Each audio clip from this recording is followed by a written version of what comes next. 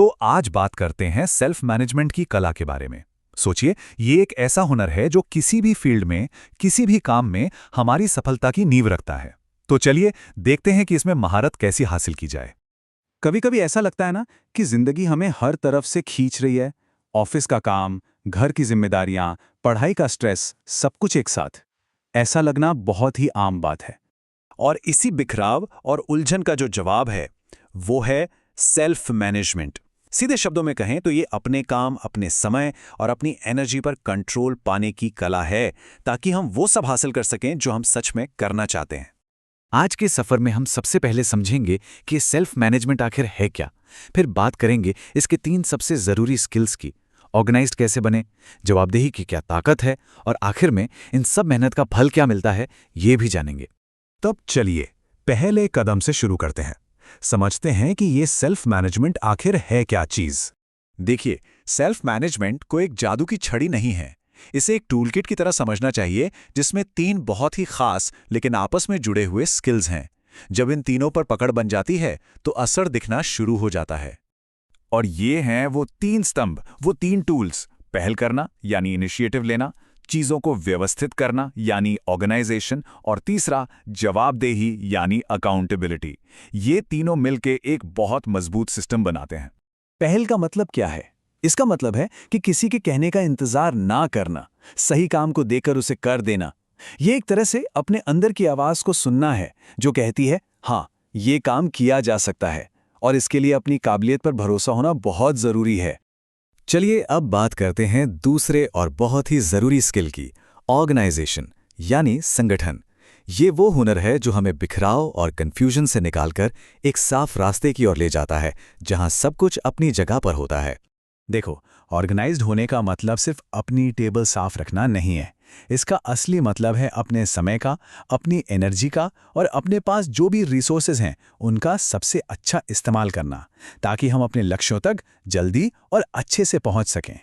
और अपने लक्ष्यों को सही दिशा देने के लिए एक बहुत ही कमाल का फ्रेमवर्क है, जिसे कहते हैं स्मार्ट। चलिए समझते हैं ये क्या है। स्मार्ट, इसका हर अक्षर बहुत जरूरी है। एस यानी स्पेसिफिक, मतलब लक्ष्य एकदम साफ हो। मुझे फिट होना है नहीं, बल्कि मुझे अगले 3 महीने में 5 किलोमीटर दौड़ना है। एम यानी मेजरेबल, जिसे नाप सकें, जैसे हर हफ्ते 3 बार दौड़ना। ए मतलब अचीवेबल, जो किया जा सके। आर यानी रियलिस्टिक, जो हमारी असल जिंदगी में मुमकिन हो। और टी यानी टाइम बाउंड, जिसके लिए एक डेडलाइन हो, जैसे कि 3 महीने। अब देखिए ये लक्ष्य कितना साफ और करने लायक लग रहा है। अच्छा, लक्ष्य तो सेट हो गए, लेकिन उन्हें पाने के लिए जो सबसे कीमती चीज चाहिए वो क्या है? वो है समय, और इसका मैनेजमेंट तो सबसे जरूरी है। और जब हम टाइम मैनेजमेंट की बात करते हैं तो एक ऐसा गोल्डन रूल है जिसे लोग अक्सर भूल जाते हैं, पर सच कहूं तो ये सबसे ज्यादा असरदार होता है। अपने समय के मास्टर बनने के लिए ये 4 कदम बहुत काम के हैं। अपने दिन, हफ्ते और महीने की प्लानिंग करें। जरूरी कामों को पहले करें। हर काम के लिए एक टाइम लिमिट सेट करें। और हाँ, सबसे मुश्किल लेकिन सबसे जरूरी, ना कहना सीखें। हर चीज को हाँ कहना हमें हमारे असली लक्ष्यों से भटका सकता है। और अब हम आते हैं अपने तीसरे और आखिरी स्किल पर। यह है जवाबदेही, यानी अपने कामों की, अपने नतीजों की पूरी जिम्मेदारी लेना, उसका ओनरशिप लेना। अक्सर हम जिम्मेदारी और जवाबदेही को एक ही मान लेते हैं, पर इनमें जमीन आसमान का फर्क है। मान लीजिए एक टीम प्रोजेक्ट में आपकी जिम्मेदारी है रिपोर्ट का एक हिस्सा लिखना। आपने अपना हिस्सा लिख दिया, आपकी जिम्मेदारी खत्म। लेकिन जवाबदेही का मतलब है ये पक्का करना कि पूरी रिपोर्ट अच्छी बने और समय पर जमा हो। मतलब काम करने से मतलब नहीं है, काम के नतीजे की पूरी ओनरशिप लेना, वो जवाबदेही है। और जवाबदेही के रास्ते का सबसे बड़ा दुश्मन है टाल-मटोल, यानी प्रोक्रेस्टिनेशन। ये सिर्फ आलस नहीं है, ये एक आदत है जिसमें हम जरूरी और मुश्किल काम को टालकर कोई आसान या मजेदार काम करने लगते हैं, और ये हमारे कॉन्फिडेंस को धीरे धीरे कम करता जाता है। तो इससे कैसे लड़ा जाए? सबसे पहले तो मानना होगा कि हाँ, हम टालमटोल कर रहे हैं। फिर अपनी टू डू लिस्ट और अपने बड़े लक्ष्य को याद करना होगा। लिस्ट को ऐसी जगह चिपकाएं जहां वो बार बार दिखे। और हाँ, काम पूरा होने पर खुद को एक छोटा सा इनाम देना मत भूलिएगा।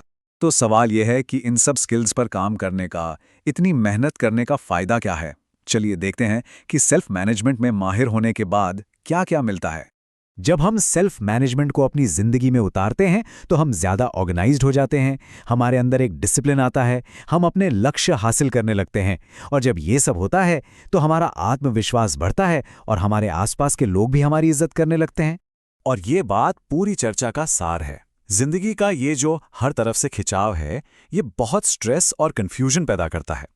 सेल्फ मैनेजमेंट हमें ये ताकत देता है कि हम अपनी प्राथमिकताएं खुद तय कर सकें और अपनी एनर्जी सही जगह पर लगा सकें।